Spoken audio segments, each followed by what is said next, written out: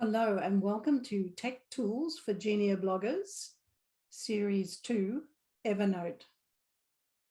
Today I'm going to take you through a few simple steps where you can add photos and tasks to the notes in your Evernote notebooks. This might be really useful for those who are gathering photos of ancestors and getting ready to share all of that data in one document with other people. Let me take you across now to my Evernote page.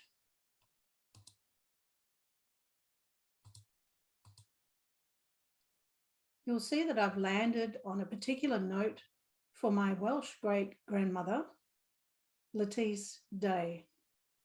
Just expand the view for you here. And on the left-hand side, you can see the other notes that I'm working on in the notebook called Me and My Great-Grandparents Maternal, my great by two grandparents.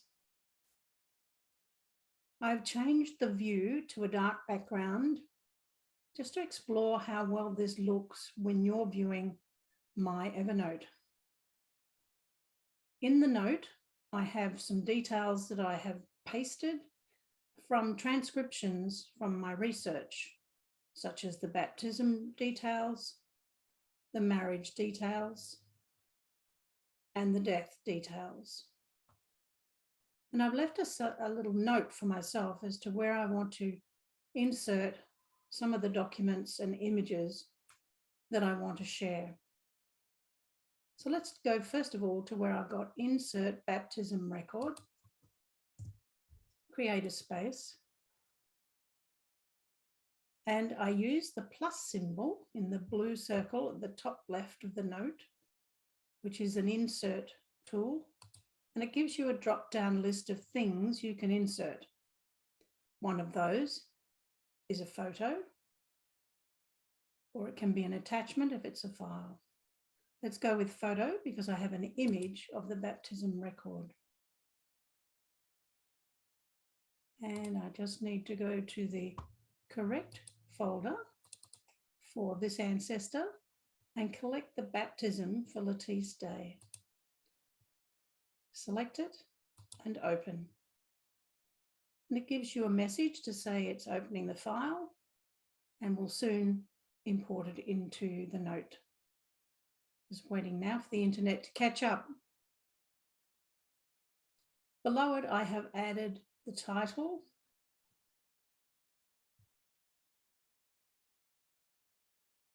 for St Mary's Church, Haverfordwest, Pembrokeshire. A bit hard to see old handwriting, but about the middle of the document now as I scroll in this, you'll see Lettice Day, daughter of George and Elizabeth. Further down in the notes, I want to insert an image of the St Mary's Church where she was baptised and where she was also married later.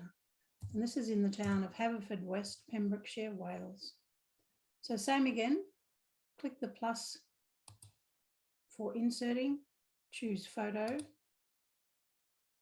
and choose the image that I want.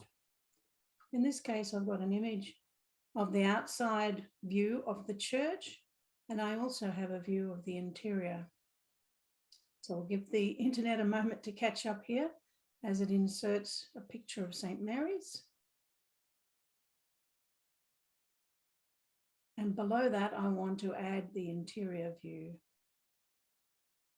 Wondering whether I can add it to the right-hand side. No, it's in the stream.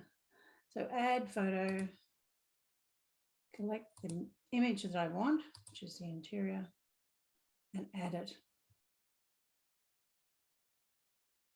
Once again, just waiting for that to come into view. There we go.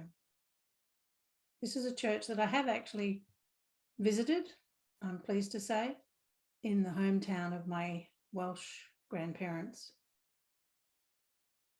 Further down, I have marriage details, and I want to now insert pictures of the marriage banns and certificate. So the same again, plus photo. And this time, I think I have that in the record for her husband, David. There we go. And we want this one.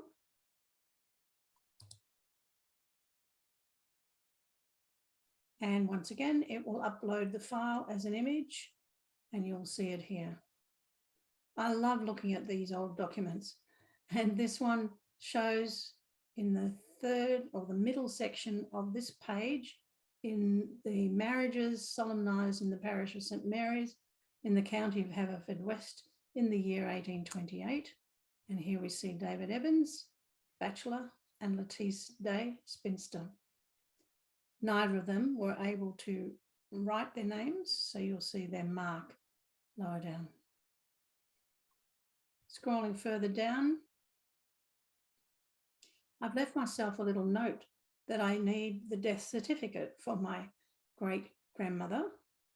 And if I go now to the top of the note, create a little space, I can add a reminder for that as a task.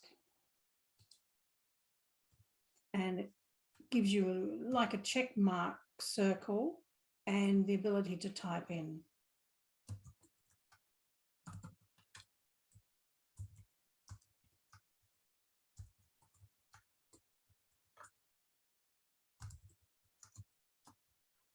And you can keep adding notes just by pressing enter to create the second one down.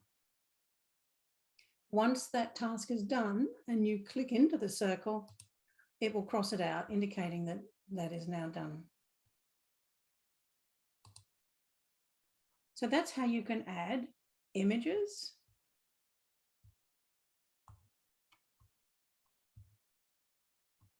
such as these, and a task.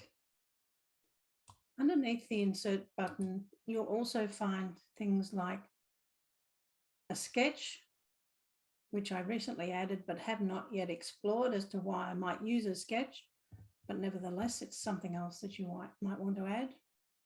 And if you have a paid up version of Evernote, you'll find in this list of insert the ability to record an audio file. As you can see, I don't have that particular version of Evernote, but it's one thing that I'm thinking about might change my mind as to whether I want the paid version if I can record directly into a note in voice. Right, that's it for now. Let me stop sharing and come back to the screen, and to let you know that this is part of the series that I'm doing on helpful hints for using Evernote for storing your records from your research to your ancestors. And if you're looking for more, I have several courses in my academy that you might like to look at coachcaroleonline.thinkific.com. Look for the link below this video and do subscribe and send me any information as a comment.